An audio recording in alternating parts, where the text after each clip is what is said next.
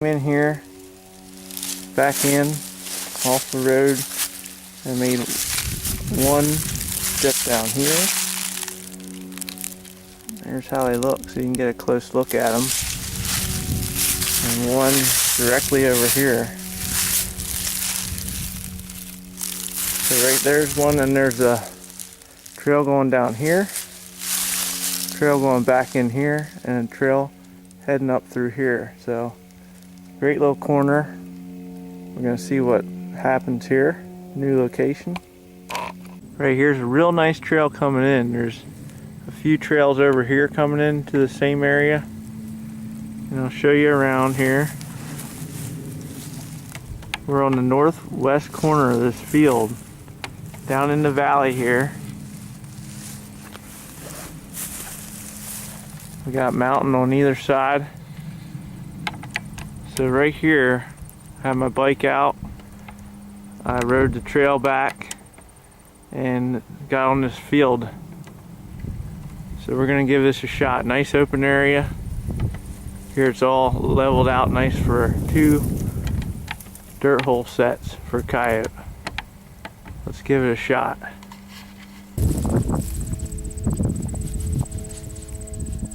And I use cotton gloves. Leggett's use cotton gloves. If it's really rainy, I get the rubber gloves out and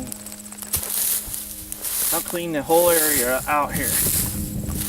I'll make it open for the coyote to walk in.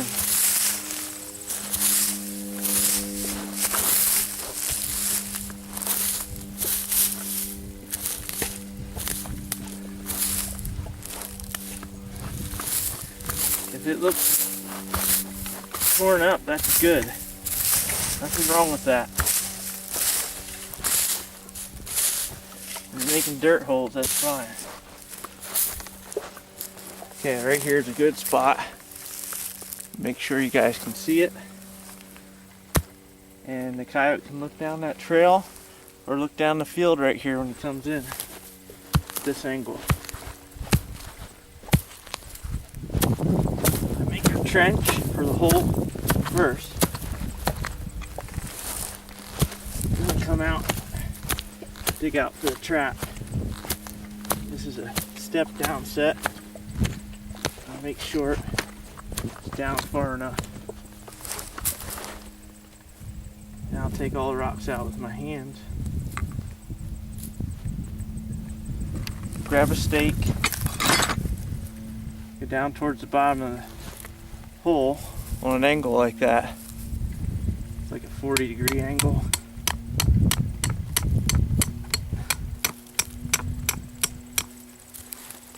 I'll ream it out.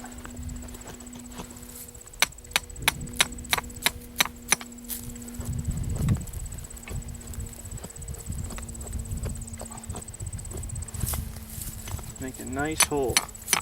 You want it deep, because when you remake your set, you want to find your old bait stick or lure stick. Take that rock out of there.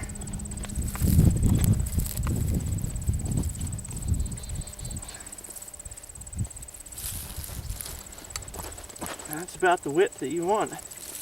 So he can't see it unless he steps down in here.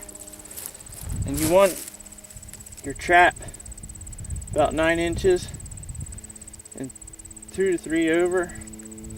So I'll go right here for the dog in my trap. So I'll cut a little more out here so that the back jaw will land at ground level.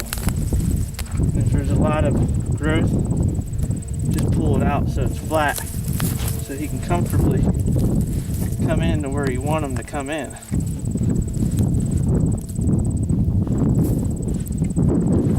I got a bucket full of peat moss and some 175 coil springs right there, and I have the double stake swivel on it. There's a swivel right there, so it usually works fine for coyote. I don't have a big issue with holding them with that double stakes, especially in mountain ground. And if you want better results. You can angle them both directions, like crisscross them, then they definitely ain't pulling them out. But the reason I use these stakes is they're paid for, and I can take them with when I'm done. If you don't like the spot, you have them. Okay, so hope you can see everything here.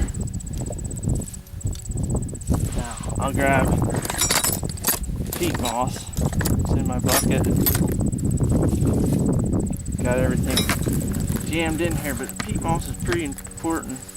Keeps the stuff from rattling in your bucket, as well as keeps your trap from freezing up. When you're doing ground sets like this, that's very important.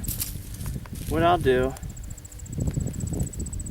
I will take a little regular ground. It's not real cold yet, it's just freezing a little bit here. That regular ground helps set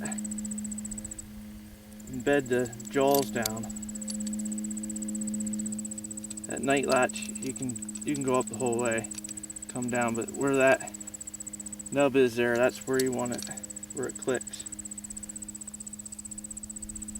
You can see the nub right there, and then that sets your pan automatic from factory right where you want it.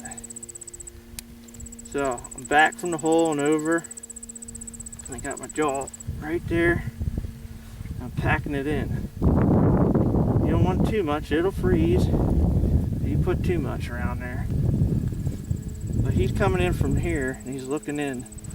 So everything's out of the direction. He's walking right in and he's going to step down to look. He's not going to step on the ground to look. He has to step right there and look.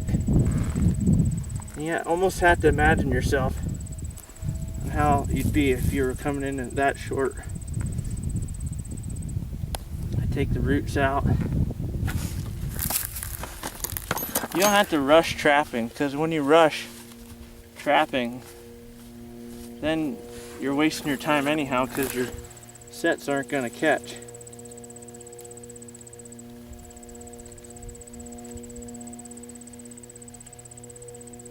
I want that nice and flat.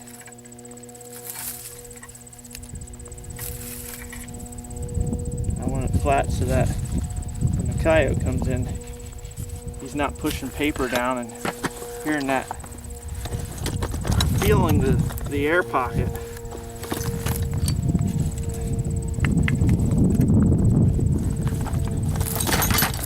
I'll keep grabbing for some more peat moss here so I can get it covered.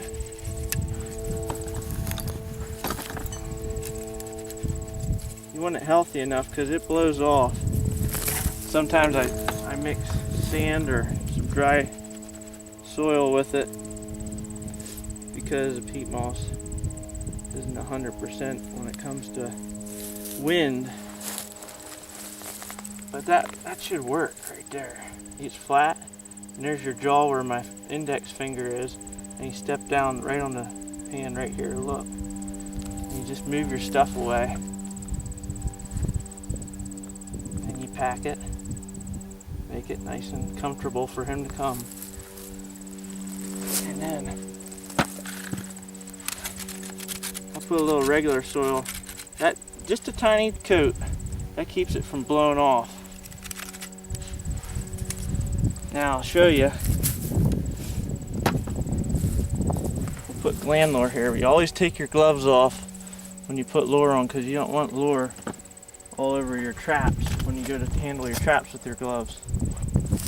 It's all about keeping the scent. And I look for a stick here.